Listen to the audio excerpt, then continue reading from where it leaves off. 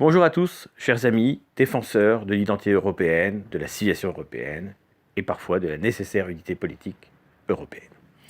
Je vais donc répondre aux 10 raisons du mythe européen selon Henri de Lesquen, qui a développé cette thématique dans une émission de 36 minutes diffusée sur sa chaîne YouTube et que j'ai regardée en lecture rapide, ne voulant pas m'infliger non plus toute la dialectique du personnage. Mais les arguments essentiels, je les connais désormais. Rien de bien nouveau, mais il y a une systématisation de cela. Voici la réponse d'un véritable Européen. D'abord, il commence par une phraséologie classique. Il explique que l'Europe n'est qu'une expression géographique.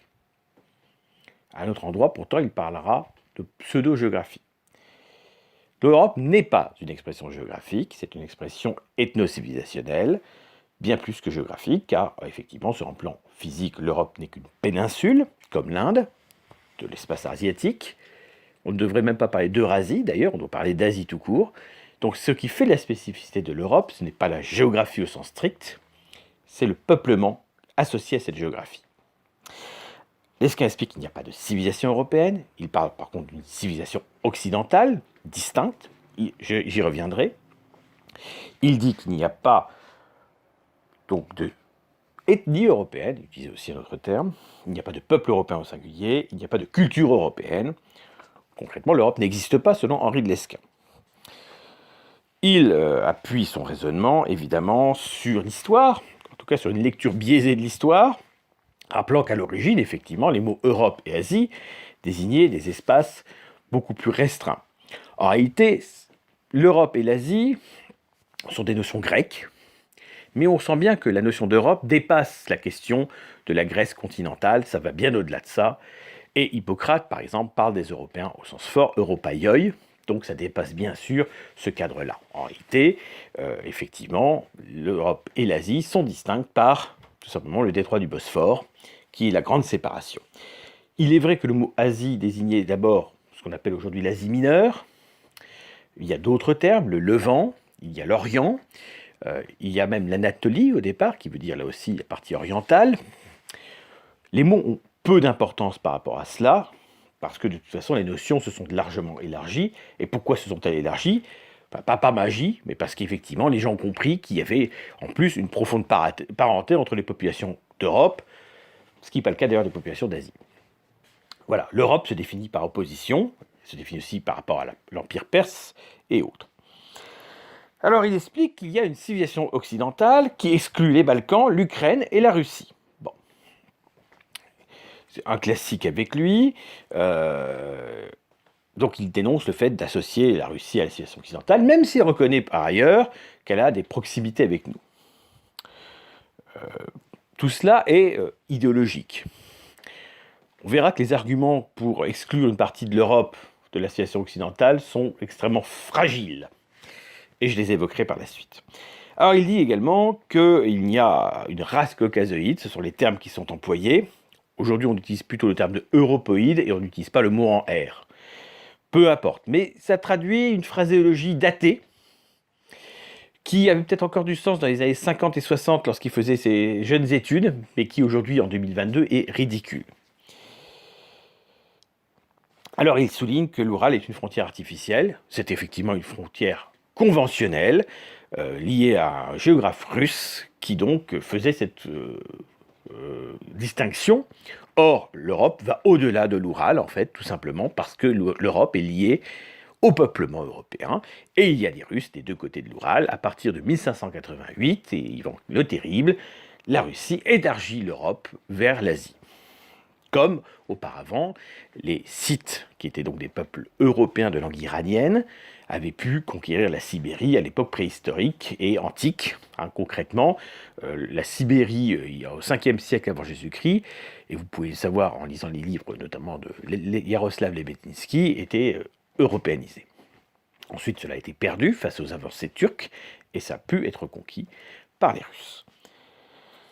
Ensuite, il argumente sur la Grèce, berceau de l'Europe, et il attaque beaucoup les Grecs. Alors évidemment, il reproche à Valéry Giscard d'Estaing d'avoir favorisé l'adhésion de la Grèce à l'Union européenne, mais comme il est opposé à l'Union européenne, on se demande en quoi c'est dérangeant. Et donc il explique que les Grecs anciens n'existent plus. que leur descendance est morte, et que les Grecs modernes ne sont pas, tout simplement, de civilisation européenne, et ne sont pas les héritiers de la Grèce classique. Que dit-il? Il explique qu'il y a eu 4 brassages. Et nous verrons que c'est faux. D'abord, première information importante. Les études génétiques qui ont été menées sur la population grecque depuis maintenant pas mal d'années convergent toutes vers la même analyse, à savoir que le peuplement de la Grèce d'aujourd'hui est bien l'héritier génétique de la Grèce classique et même de la Grèce mycénienne. Cette continuité de peuplement, constatée chez tous les autres pays d'Europe d'ailleurs, n'est pas une surprise en fait. Alors pourquoi exactement est-ce qu'il n'y a pas eu les 4 invasions qu'évoque Henri de Lesquen? On va les évoquer les unes après les autres. Pourquoi cette continuité? Comprenons bien d'abord quel est le peuplement grec à l'origine. Les Grecs, ce sont des Indo-Européens, mais seulement partiellement, car ils ont rencontré d'autres populations devant eux. La religion grecque est indo-européenne. On ne trouvera d'ailleurs aucune divinité, et je dis bien aucune divinité grecque, qui ne soit pas issue des Indo-Européens. La langue grecque est évidemment indo-européenne. Par ailleurs, les Grecs n'étaient pas les premiers Indo-Européens dans la région. Il y avait déjà des Indo-Européens en Grèce avant les Grecs.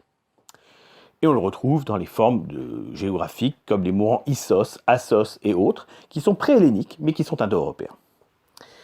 D'ailleurs, il y avait des Indo-Européens en Anatolie également depuis 2000 avant Jésus-Christ, si par avant, Hittites et autres.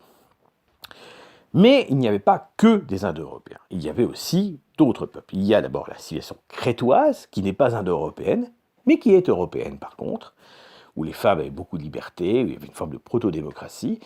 Et puis il y avait ce qu'on appelle la civilisation égéenne, c'est-à-dire d'autres populations, donc les populations euro-méditerranéennes, qui donc ont été le fond de population de la Grèce mycénienne, à savoir la fusion entre indo-européens et donc égéo-crétois.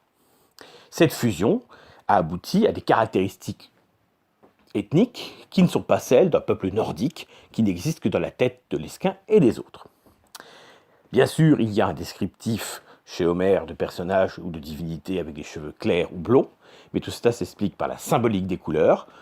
Les cheveux blonds font référence au soleil, au ciel, à la lumière, les yeux bleus au ciel également. C'est logique que les dieux, ce qui veut dire les célestes au sens strict, portent ces caractéristiques.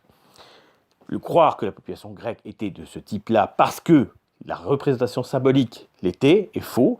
C'est le mythe blond qu'on retrouve par exemple chez Marilyn Monroe, tout simplement, qui était décolorée, à savoir la couleur de la lumière. Et rien d'autre. Alors, quelles sont les 4 migrations prétendues? D'abord, premier brassage de population à cause des Macédoniens d'Alexandre le Grand. Alexandre le Grand avait effectivement un rêve de mélange universel. Il n'a jamais eu lieu. Et il n'a jamais concerné la Grèce. Bien sûr, il y a des Grecs qui ont été implantés dans des grandes villes d'Orient, Antioche, Alexandrie, et qui ont survécu jusqu'à, on va dire, à l'invasion musulmane.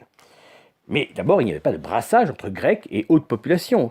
C'était très ethniciste tout cela. Et surtout, ça ne concernait pas la Grèce elle-même qui n'a pas subi des flux. Le rêve d'Alexandre s'est effondré d'ailleurs à peine était-il mort. Tous les mariages interethniques entre Perses et Grecs ou Gréco-Macédoniens ont été annulés.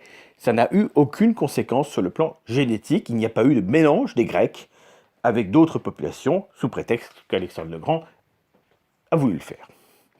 Ensuite, l'Empire romain.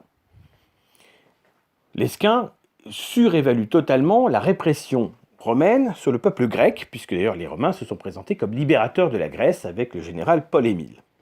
Il parle d'un populicide, qui est parfaitement imaginaire et sans aucune documentation l'attestant. En réalité, la plupart des Grecs ont continué d'exister, évidemment. Ce populicide n'existe pas, il n'y a pas eu d'ailleurs d'installation de colons romains en Grèce. Et il parle que l'Empire romain aurait fait des immigrés. En réalité, la Grèce ayant été déclassée, les Orientaux venaient à Rome, où ils ont même été majoritaires au IIIe siècle, avant ensuite de retourner dans leur province au moment où l'Empire romain d'Occident s'éteint. Il est évident qu'il y avait des communautés orientales à Byzance, mais beaucoup moins qu'on le croit. Et donc, effectivement, les Grecs ne se sont pas mélangés avec d'autres populations sous l'Empire romain. D'ailleurs, même les Italiens ont réussi à retrouver leur identité. Ensuite, il prétend que l'Empire byzantin, qui a subi une invasion massive slave. Absolument pas. Il y a eu une invasion slave, comme il y a eu des invasions germaniques. Elle était donc le fait de populations peu nombreuses, comme à chaque fois, et qui ont implanté simplement leur langue, parfois, mais pas en Grèce. Il y a un petit apport slave dans la population grecque, c'est vrai, qui a accru la part indo-européenne des Grecs, ce qui en soi ne nous dérange pas, et qui n'a pas beaucoup de conséquences autres. Donc, effectivement, cette influence slave, européenne, n'est pas en soi un souci, de la façon que la France a subi l'implantation de colons romains ou de germains, et ça ne change rien à notre nature profonde. Donc voilà un argument encore qui tombe à l'eau. Oui, il y a une petite part de Slaves qui est arrivée chez les Grecs, et alors? Quant à l'Empire ottoman, il prétend que celui-ci a implanté massivement des populations orientales en Grèce. Non. Pourquoi est-ce que la Grèce n'a pas subi cela? Parce que pendant très longtemps, les Grecs, finalement, gagnaient relativement bien leur vie de manière économique, et donc l'Empire ottoman, en fait, s'en servait de vache à lait, puisque concrètement, ce sont des peuples qui n'étaient pas musulmans, et un peuple n'est pas musulman, il doit payer la jizya, il doit payer un impôt spécifique. Or, la Grèce était relativement prospère économiquement malgré tout, par notamment la marine, le commerce et autres, et donc les Grecs pouvaient se permettre de payer cet impôt et de rester eux-mêmes. Donc ils sont restés des Grecs chrétiens, et par ce seul fait-là, ils ont bien sûr pu préserver leur identité ethnique de tout brassage. C'est un tout petit peu moins le cas des Albanais, bon, ça reste quand même majoritairement le cas aussi bien sûr, et des autres peuples, surtout que lorsqu'on parle par exemple de Turcs implantés dans les Balkans, on peut prendre l'exemple des Pomaks de Bulgarie, en réalité c'est plus des Bulgares turquisés qu'autre chose. Bien évidemment, le nom de Bulgare est un mot turc, mais les Bulgares sont de langue slave et sont certainement en grande partie, en réalité, des descendants des Thraces et autres habitants indo-européens préalables. Car, comme je l'ai dit, les populations qui ont migré à l'époque, que ce soit des invasions germaniques ou des invasions slaves, est en réalité très minoritaire. Ça ne veut pas dire qu'ils n'ont pas pu imposer leur langue, comme les Magyars l'ont fait aussi en Padonie, ce qui est devenu la Hongrie, évidemment. Voilà. Ensuite, donc, faux. Sur les Grecs sont bien les descendants des Grecs de l'Antiquité. Alors il explique que l'Europe ne peut pas se confondre avec la chrétienté, parce qu'il y a, en tout cas jusqu'à la période de l'islam, un christianisme d'Orient, qu'il faudrait d'ailleurs défendre selon lui. Donc cette équation est fausse selon lui, chrétienté différente d'Europe. C'est faux, ce que dit Henri de Lesquen, pourquoi? Parce que la notion de chrétienté est une notion médiévale qui n'apparaît qu'après l'islam. En effet, avant l'islam, on ne parle pas de chrétienté, on parle de l'Empire romain, tout simplement. L'Empire romain est devenu chrétien, mais ça reste l'Empire romain. Ça n'est pas la chrétienté. La chrétienté se confond avec l'Europe parce que la chrétienté correspond à ce qui va rester de chrétien au sens strict, c'est-à-dire les parties européennes de l'Empire romain, à savoir les Balkans, et bien sûr toute l'Europe occidentale, l'Empire de Charlemagne par exemple. Donc la chrétienté, c'est l'Empire de Charlemagne plus l'Empire byzantin réuni, et ensuite l'extension vers les peuples européens qui ne sont pas encore chrétiens à ce moment-là, qui vont le devenir, c'est-à-dire les peuples germano-scandinaves, et puis les peuples slaves et baltes. Donc oui, la chrétienté au Moyen-Âge, c'est l'Europe. Parce que la présence de chrétiens en dehors de l'Europe de manière minoritaire n'est pas prise en compte. Voilà. Chrétienté égale les Francs, tout simplement. Pour simplifier, et le Roum, c'est-à-dire les Romains d'Orient, qui sont en fait les Romains de Grèce, et les Balkans, c'est-à-dire les Grecs. Les Hellènes, le terme sera réhabilité au XVe siècle. Avant, on parle de Roméi, en grec médiéval. Donc faux. Quant à la division Orient-Occident, effectivement, il y a un christianisme latin à l'ouest, il y a un christianisme grec à l'est, qui sont tous les deux héritiers du christianisme orthodoxe de Constantin. Et donc cette distinction ne justifie pas une séparation idéologique. Oui, le christianisme latin et le christianisme grec diffèrent par certains plans, mais ça reste même pagano-christianisme en réalité, derrière tout cela. De la même façon que le culte de Saint-Michel en France correspond au dieu Bélénos, et que le culte, par exemple, de Saint-Élie en Russie correspond au dieu Péroun. Voilà, même phénomène, à savoir que les dieux païens, associés par la même communauté indo-européenne d'origine, ont servi de base à des saints imaginaires qui n'ont été que des substituts. Le phénomène de pagano-christianisme se constate aussi bien en Grèce et en Russie qu'en Europe occidentale, et même dans les pays protestants qui ont tenté, certes, de l'affaiblir. D'ailleurs, le protestantisme est beaucoup plus éloigné en réalité du catholicisme que de l'orthodoxie, parce que moins pagano-chrétien, justement. Là encore, Lesquen faux, et là-dessus, il fallait le souligner. Alors évidemment, il évoque l'alphabet, bien sûr, l'alphabet grec, qui a servi de base à l'alphabet latin, d'abord, ne pas l'oublier, puis ensuite à l'alphabet cyrillique. En effet, l'alphabet latin vient de l'alphabet grec. Les gens oublient cela parfois, mais c'est important de le rappeler. La distinction entre le latin et le grec existe, bien sûr. Les alphabets sont différents, mais vous prenez un croate et un serbe, ils sont ethniquement le même peuple.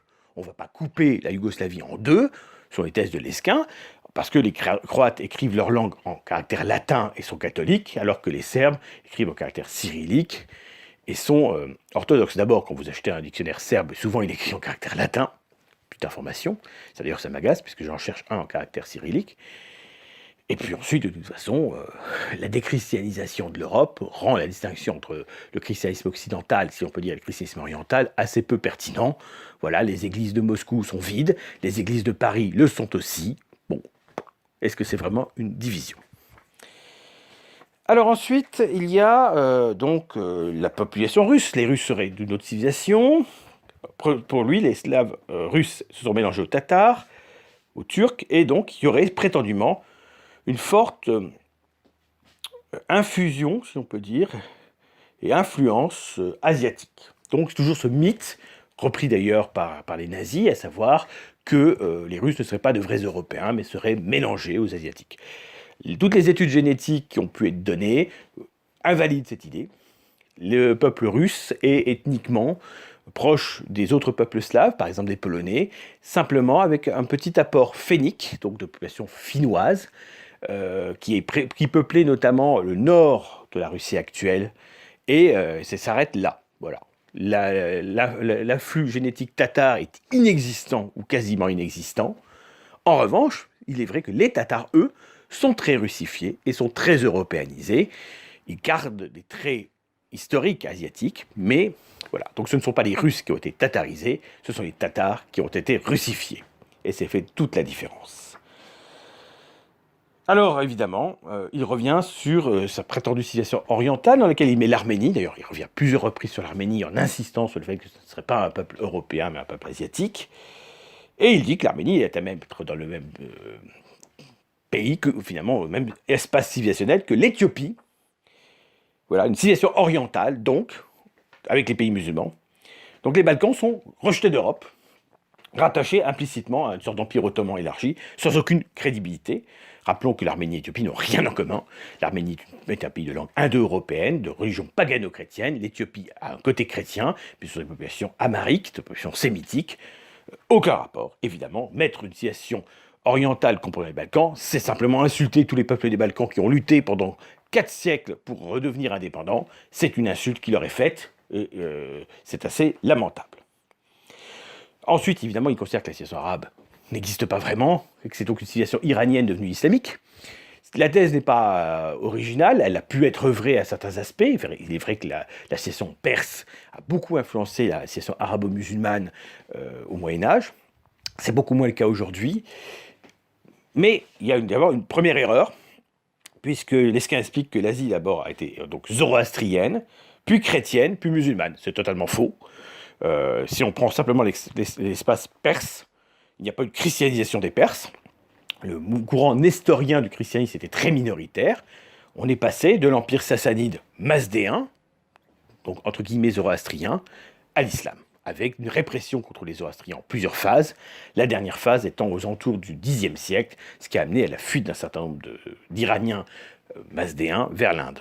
Ils sont devenus les Parsis. Donc déjà, imprécision, signalons-le, quand on est, comme lui, un prétendu docte, eh bien on ne doit pas se tromper, on doit être précis.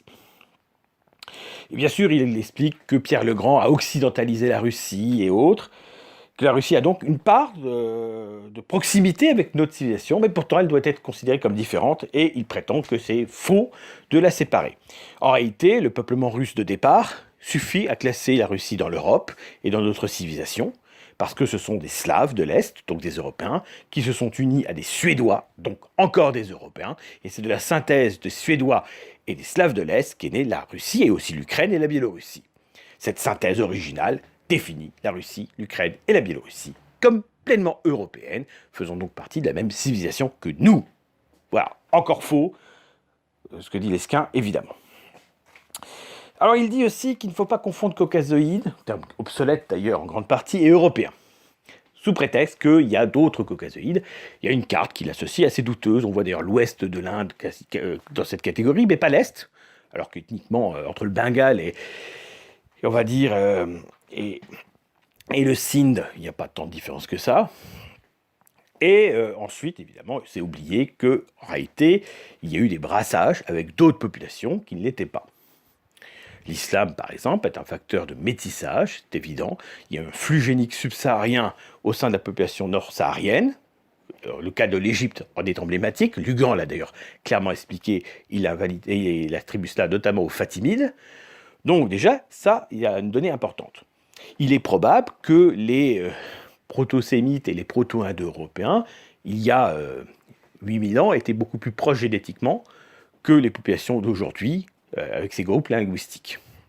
On voit bien que, évidemment, il y a chez des Kabyles, les Ganches des Canaries et autres, des traits qu'on retrouvera aussi chez les Européens, même si génétiquement, évidemment, il y a des distinctions. Mais ça n'autorise pas à nier la parenté de peuplement entre Européens. C'est-à-dire que concrètement, que l'ethnie, qu'il y ait une famille génétique et anthropologique qui dépasse l'Europe, c'est vrai. Ça se discute à la marge, mais c'est vrai. Mais ce qui compte, c'est que les Européens, eux, soient tous de la même ascendance en question. Qu'elles dépassent par les bords, que les frontières de l'Europe soient floues, ne signifie pas que les frontières de l'Europe n'existent pas. C'est simplement qu'elles sont floues. Et alors, c'est pas grave. On sait bien qu'il y a une part de Turquie qui est européenne, pas seulement géographiquement. Après, cette part est compliquée, il y a les questions culturelles et autres. Donc, c'est flou, oui. Et alors? C'est pas parce que c'est flou que ça n'existe pas. Ensuite, évidemment, il dit ah oui, on ne peut pas, selon lui, associer Indo-Européens et Européens. Parce qu'il y a des Indo-Européens hors d'Europe, Iran, Inde, et parce qu'il y a des non-Indo-Européens en Europe. Et il parle des langues finno-ougriennes, du basque, on pourrait parler des langues de Géorgie du Nord, de Géorgie et du Caucase du Nord, mais je ne pense pas qu'il les mette dans l'Europe, c'est pour ça qu'il ne les évoque pas. Alors il dit l'Arménie, évidemment, indo-européenne, mais il la place en Orient. Alors, remettons un peu d'ordre. 96% des Européens parlent une langue indo-européenne. Ça relativise ceux qui n'en parlent pas. C'est évident qu'il y a des gens qui parlent le basque, mais beaucoup de Basques parlent aussi français ou espagnol. On apprend beaucoup le latin à l'école en Finlande. Il y a aussi une minorité suédoise.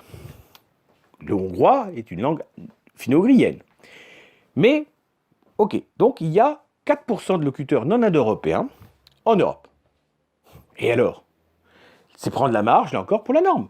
La norme européenne est indo-européenne. Il y a, certes, des peuples européens qui ne se distinguent en rien des autres Européens, uniquement, par contre, par le groupe linguistique. Par ailleurs, il existe un groupe indo-ouralien, c'est-à-dire l'idée que les Indo-Européens et les Ouraliens avaient de toute façon une origine commune un peu plus ancienne. La linguistique tente à le prouver aujourd'hui, donc ça relativise fortement la distinction à faire entre les deux. Oui, il y a des Indo-Européens hors d'Europe. Ce sont des Européens qui, il y a 4500 ans, sont partis d'Europe pour fonder deux nouvelles civilisations, en se mêlant à des populations assez distinctes de nous.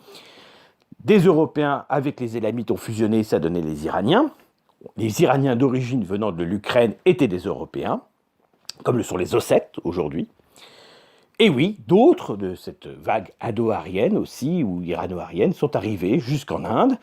Ils ont amené leurs dieux, ils ont amené leur langue. C'est en grande partie le cas encore aujourd'hui, mais ce sont des civilisations distinctes, des civilisations cousines certes, mais distinctes.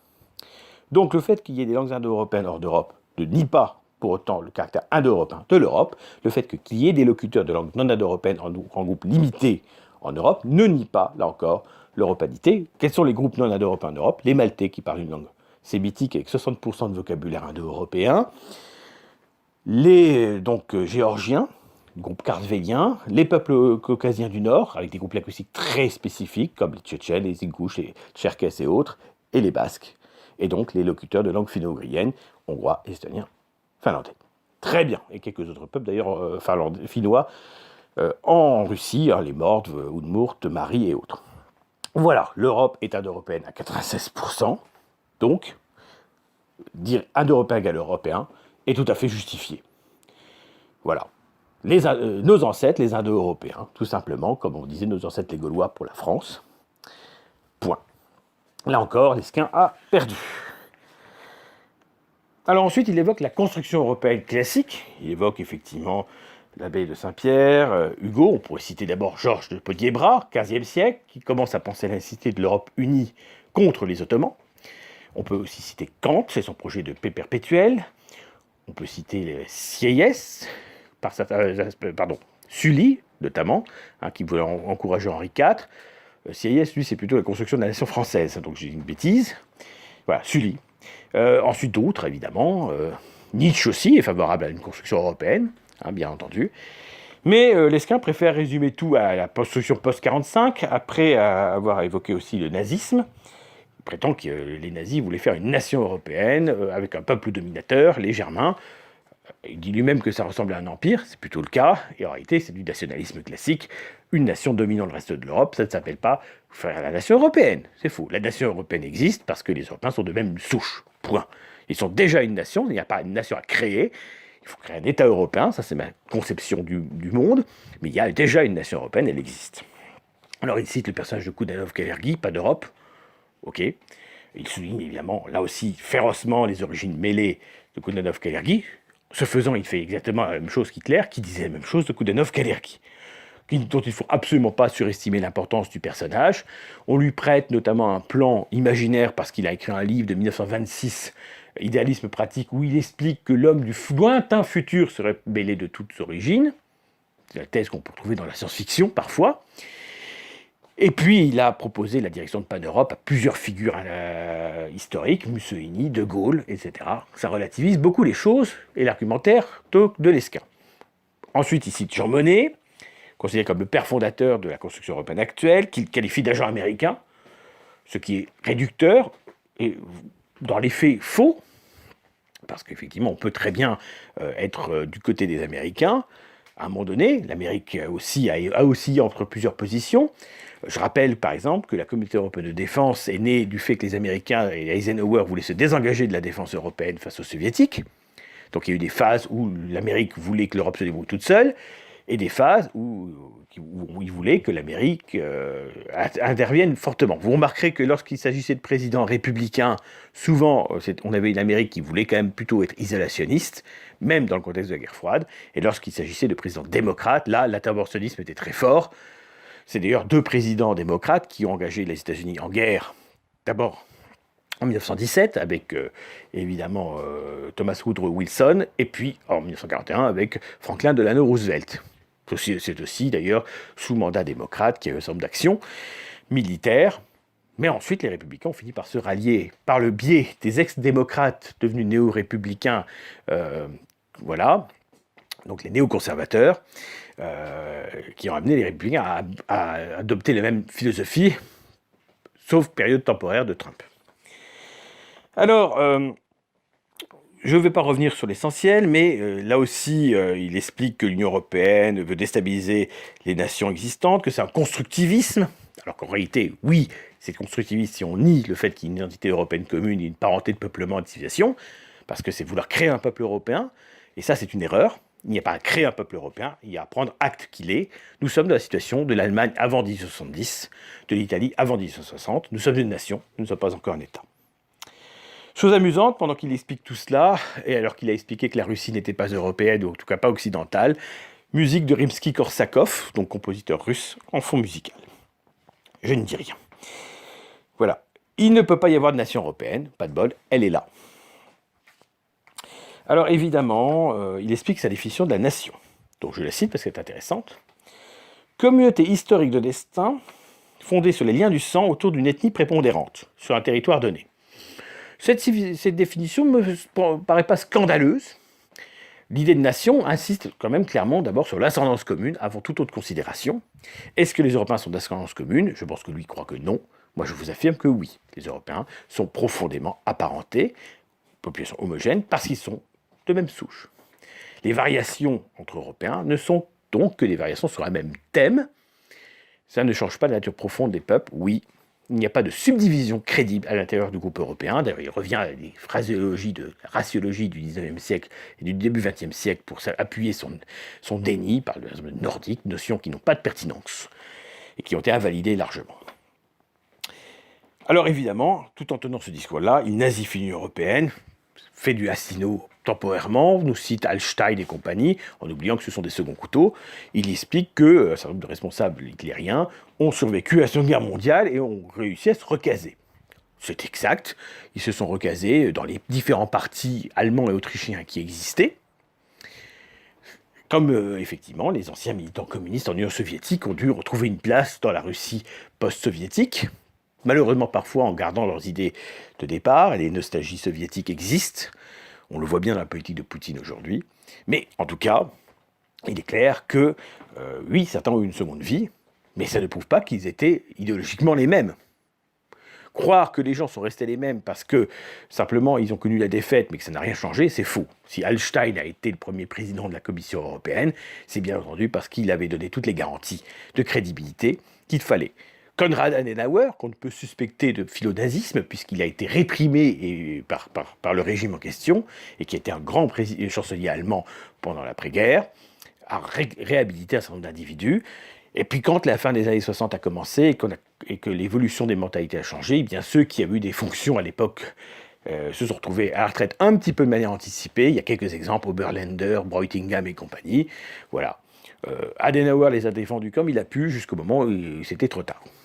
On se souvient de Beat Klarsfeld, de Don Gifle au président allemand Kiesinger, ou chancelier allemand, pardon, Kiesinger. Puis on se souviendra de l'affaire Waldheim et autres derrière. Mais en tout cas, dans les années 50-60, il y a une volonté de réconciliation nationale. Et le contexte, c'est la guerre froide. Donc les Américains eux-mêmes n'hésiteront pas à récupérer des von Braun et compagnie. Si les Américains l'ont fait, on ne va pas dire que les Américains sont nazis. Bon, ben, c'est la même chose avec l'Union européenne. L'argument est médiocre. Et en plus, c'est d'autant plus médiocre qu'on pourrait comparer certains arguments de Lesquin justement à l'idéologie en question. Donc attention, c'est une arme à double tranchant. Donc il explique que l'Europe est une utopie et que la nation est une réalité. Alors, il m'expliquait en quoi la nation en France en 2022 est une réalité. Si la France a été une nation, indiscutablement, elle ne l'est plus. Et on sait à cause de quoi. Donc là aussi, on se met à jour. Il vit comme si, finalement, on était au début du XXe siècle.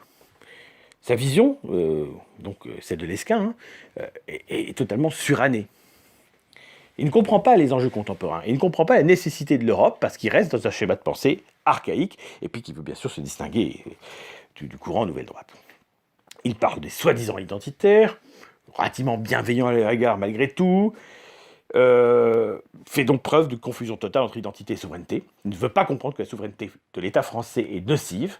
Il ne comprend pas parce qu'il est un énarque forgé par cette administration. Et comme les énarques habituellement qu'on a, Asselineau, Philippot et compagnie, il ne peut pas comprendre l'Europe parce qu'il est l'héritier d'un système, d'institutions qui l'ont recruté et dont il se sent redevable implicitement. Voilà. Donc, de toute manière, il ne peut pas comprendre l'Europe parce qu'il n'a pas été fonctionnaire européen, je dirais. Hein, voilà. Peut-être que s'il avait été fonctionnaire européen, s'il avait été administrateur civil européen, il tiendrait un tout autre discours. Donc, je pense que c'est plus l'institution qui parle. En tout cas, Henri de Lesquin, là-dessus, évidemment, conclut assez logiquement par « il faut le Frexit ». Hein, l'option qui fait 1% des voix dans les urnes, et donc il faut abandonner l'euro qui détruit l'économie française, prétendument. Donc là, évidemment, c'est du dogme. Il n'y a aucun argument d'autre que de dire l'Europe n'existe pas. Mais si l'Europe n'existe pas, la France n'existe pas non plus, parce que des Basques, des Bretons, des Alsaciens et des Corses n'ont rien en commun à ce moment-là. Bien sûr qu'ils ont tout en commun, mais comme tous les Européens en général. Bien sûr, la Lesquin va nous dire « Mais non, la nation, c'est une ethnie majoritaire,